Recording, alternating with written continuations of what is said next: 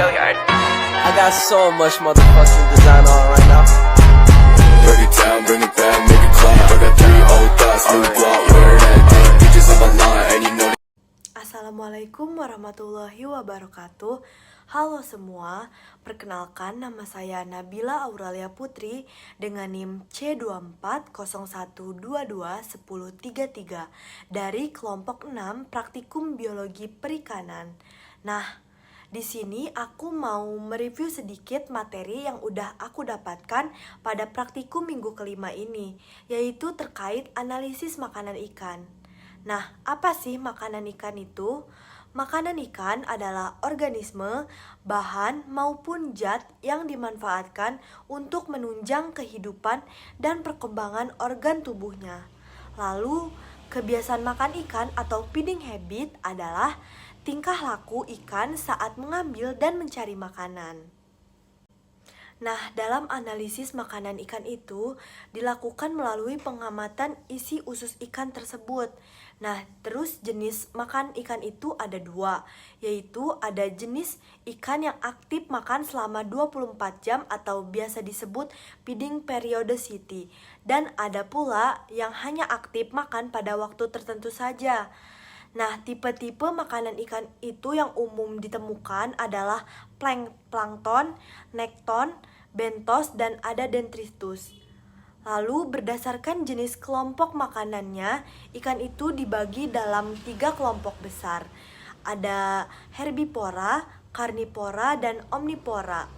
Nah, tujuan dalam mempelajari kebiasaan makan ikan ini adalah untuk mengetahui kualitas dan kuantitas makanan yang dimakan ikan sehingga dapat menentukan nilai gizi alamiah ikan di samping melihat hubungan ekologis dalam tropik level.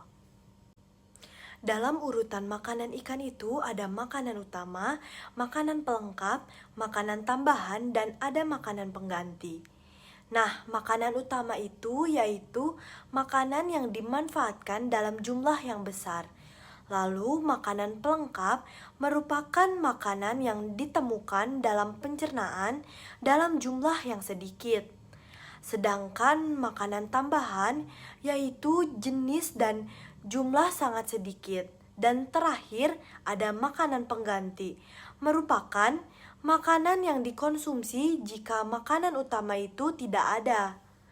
Kemudian struktur alat pencernaan yang berperan dalam adaptasi makanan ikan itu yaitu ada mulut, gigi, tapis insang, dan yang terakhir ada usus. Nah, adapun alat dan bahan yang digunakan pada praktikum kali ini yaitu ada mikroskop, timbangan digital, tisu, handphone untuk dokumentasi, cawan Petri, trash bag, pipet tetes, ada alat bedah, kemudian aquades, sampel usus dan lambung, kaca preparat, dan yang terakhir ada cover glass. Nah, untuk prosedur kerja pada praktikum kali ini, yaitu yang pertama-tama dapat kita lakukan adalah menghitung bobot lambung ikannya. Lalu, langkah yang kedua yaitu kita hitung bobot lambung beserta ususnya. Lalu, untuk langkah yang ketiga, kita keringkan isi lambung ikannya. Dan untuk langkah yang keempat itu yaitu kita hitung bobot isi lambung dan kita lakukan pengenceran, yang dimana kita tambahkan aquades 1:4 dengan bobot isi lambung. Nah, untuk tahap yang selanjutnya itu yaitu bisa kita pipet hasil pengenceran menggunakan pipet tetes dan diletakkan di atas kaca preparat. Yang kemudian bisa kita amati menggunakan mikroskop, yaitu dengan cara 3 ulangan dan 5 lapang pandang. Dan tidak lupa untuk kita dokumentasikan tentunya. Nah, untuk kemudian langkah yang selanjutnya bisa kita identifikasi dengan menggunakan buku identifikasi. Nah, setelah itu bisa kita catat semua hasil yang kita dapatkan.